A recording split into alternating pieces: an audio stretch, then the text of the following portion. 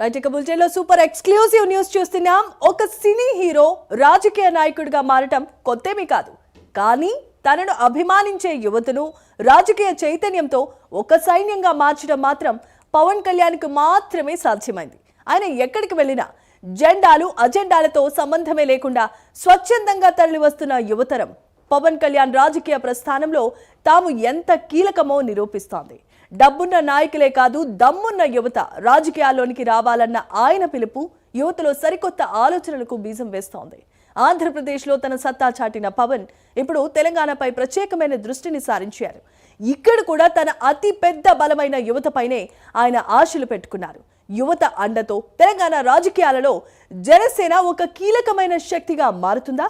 పవన్ కళ్యాణ్ యువతకు కేవలం హీరోగానే మిగిలిపోతారా, లేక వారి భవిష్యత్తును నిర్దేశించే నాయకుడిగా ఎదుగుతారా? రైట్, ఇక ఇవాల్టి ఎక్స్క్లూజివ్ న్యూస్ లో మనకి అప్డేట్స్ ఇవ్వడానికి రాజ్ కుమార్ కూడా లైవ్ లో సిద్ధంగా ఉన్నారు. రాజ్ కుమార్, ఇప్పుడు పరిస్థితి చూస్తూ ఉంటే పవన్ కళ్యాణ్ డిప్యూటీ సీఎం జనసేన అధినేత తెలంగాణ రాజకీయాలపై కూడా దృష్టిని సారించినట్లుగా తెలుస్తోంది. ఇప్పుడున్నటువంటి పరిణామాలు దీనికి తోడ్పాటుని అందిస్తాయా, లేక ఇంకేమైనా రాజకీయ పరిణామాలు చోటు చేసుకోబోతున్నాయా? ప్రతిపక్ష పార్టీల వారి యొక్క వాదన ఏ విధంగా ఉంది?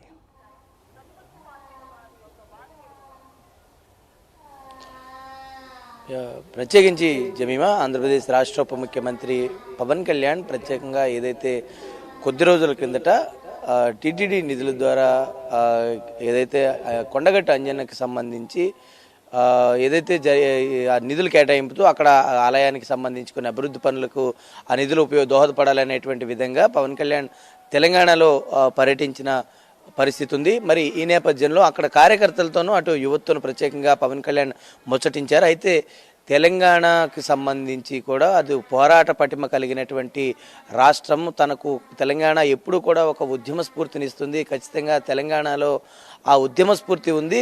దాన్ని తాను పునిగిపుచ్చుకున్నాను, ఎప్పుడు కూడా తెలంగాణకు తాను నిబద్ధుడనై ఉంటానని కూడా పవన్ కళ్యాణ్ తెలిపినటువంటి నేపథ్యంలో ప్రత్యేకంగా యువతకు ఒక ప్రత్యేకమైనటువంటి స్థానం ఆయన ఎక్కడికి వెళ్ళినా కూడా కేటాయిస్తూ ఉంటారు. ప్రత్యేకంగా పవన్ కళ్యాణ్ అంటేనే సాధారణంగా పెద్ద ఎత్తున అటు యువత ఎవ్వరూ కూడా అంటే ప్రస్తుతం ఉన్నటువంటి రాజకీయ పరిణామాల్లో కావచ్చు, గతంలో కూడా చూసుకున్నా ఏ రాజకీయ నాయకుడికి ఏ రాజకీయ పార్టీకి లేనటువంటి యువశక్తి, యువ బలం ఈ యువత అందరూ కూడా పెద్ద ఎత్తున జనసేన పార్టీకే సొంతం అనేటువంటి విధంగా ఆ పార్టీకి సంబంధించినటువంటి యువత పవన్ కళ్యాణ్ ఏదైనా ఒక నియోజకవర్గంలో పర్యటించినా లేదంటే ఎక్కడైనా వెళ్ళినా పవన్ కళ్యాణ్కు ఎక్కడికైనా వస్తున్నారని తెలియజేసినా లేదంటే ఆ దారిలో వెళ్తున్నారని తెలుసుకున్నా కూడా లక్షలాది మంది యువత ఆయన వెంట నడిచి వెళ్ళేటువంటి ప్రక్రియ సర్వసాధారణంగా జరుగుతుంది. ఆ యువత ఆ విధంగా పవన్ కళ్యాణ్ ఆరాధిస్తూ ఉంటారు. సాధారణంగా అభిమానించడం అనే దానికన్నా ఆరాధిస్తారనే దానికి ఎక్కువ ప్రాధాన్యత వారు కూడా వస్తూ ఉంటారు. కానీ ఇవాళ ఉన్నటువంటి రాజకీయ పరిణామాల్లో కూడా ఆంధ్రప్రదేశ్ 2024 రాజకీయాలు కనుక చూస్తే అదే యువత పెద్ద ఎత్తున కుటుంబాలను సైతం కూడా కదిలించి పవన్ కళ్యాణ్ వైపు తిప్పి ఓట్లు వేయించిన పరిస్థితి ఉంది. అది యువత యొక్క శక్తి. ఖచ్చితంగా ఆ యువశక్తి రాజకీయాల్లో ఉండాలి.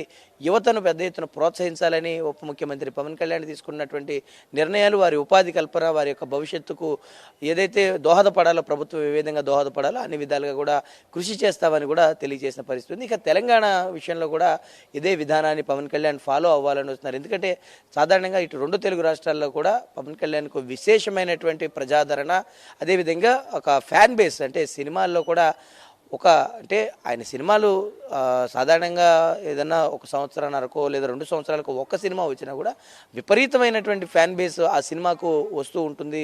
సాధారణంగా ఏ సినిమాకు ఆ విధమైనటువంటి హడావిడి కానీ ఏ విధమైనటువంటి కల్ట్ కానీ ఉండేటువంటి పరిస్థితి ఉండదు. కానీ పవన్ కళ్యాణ్ అనగానే ఒక వేరే విధమైనటువంటి సినిమాని కూడా వారొక వేరే మూడ్లోకి తీసుకువెళ్ళి ఖచ్చితంగా అక్కడ ఒక మేనరిజాన్ని ఆయనకు చూపిస్తూ ఉంటారు.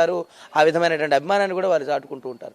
ప్రత్యేకించి ఈ యువతను ఏ విధంగా ముందుకు తీసుకెళ్లాలి తెలంగాణలో కూడా అనే దానికి ఒక పక్క ప్రణాళికతో పార్టీని కూడా అక్కడ అభివృద్ధి చేయాలనేటువంటి దిశగా పవన్ కళ్యాణ్ నిర్ణయాలు తీసుకున్నట్టు కూడా తెలుస్తుంది. యువతకే పెద్ద ఎత్తున ప్రాధాన్యత ప్రాధాన్యత ఇస్తాం. తెలంగాణలో కూడా యువత పాత్ర చాలా కీలకమనేటువంటి విషయాలు పవన్ కళ్యాణ్ తెలియజేసినటువంటి పరిస్థితి ఉంది. మరి ఇవాళ ఉన్నటువంటి రాజకీయ పరిణామాల ప్రకారం మరి ఆయన్ను సాధారణంగా రాజకీయ నాయకుడిగానో, లేదంటే వారు అభిమానించే నాయకుడిగానో, లేదంటే అగ్ర సినిమా హీరోగానో భావిస్తారా? లేదంటే ఆంధ్రప్రదేశ్లో యువత ఏ విధంగా మార్పును కోరుకుని ఈ రాష్ట్రానికి పవన్ కళ్యాణ్ లాంటి ఒక నాయకుడు అవసరమని తీసుకుని వచ్చినటువంటి విధానంలోనే తెలంగాణ యువత కూడా ముందుకు వెళ్తారా? అంటే అదే ఒక వ్యూహాన్ని పవన్ కళ్యాణ్ అక్కడ కూడా యువతకు అందించబోతున్నారు. ప్రత్యేకంగా తెలంగాణలోంచి ఇక్కడి నుంచి కూడా తెలంగాణ పైన కూడా పార్టీకి సంబంధించి ఫుల్ ప్లెజ్డ్గా ఫోకస్ చేయాలని ఒక నిర్ణయం తీసుకున్నారు. దానికి అనుగుణంగానే యువతకు ఎక్కువ ప్రాధాన్యత ఇవ్వాలి, యువతే ఈ రాష్ట్రానికి అవసరం కాబట్టి యువతను ప్రోత్సహిస్తే ఖచ్చితంగా ఫలితాలు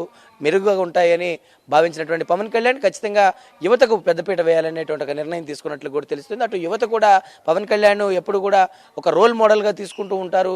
ఖచ్చితంగా దానికి అనుగుణంగానే ఈ వ్యవహారం అంతా కూడా ముందుకెళ్లాల్సినటువంటి అవసరం ఉంటుంది. కాబట్టి ఖచ్చితంగా తెలంగాణలో కూడా యువత యొక్క ప్రాధాన్యత చాలా ముఖ్య భూమిక పోషిస్తుంది. ఇటు తెలంగాణ రాష్ట్ర రాజకీయాల్లో, అటు జనసేన పార్టీ కూడా ఎదుగుదలకు యువత పెద్ద ఎత్తున కృషి చేసే అవకాశం అయితే చాలా స్పష్టంగా కనపడుతుంది.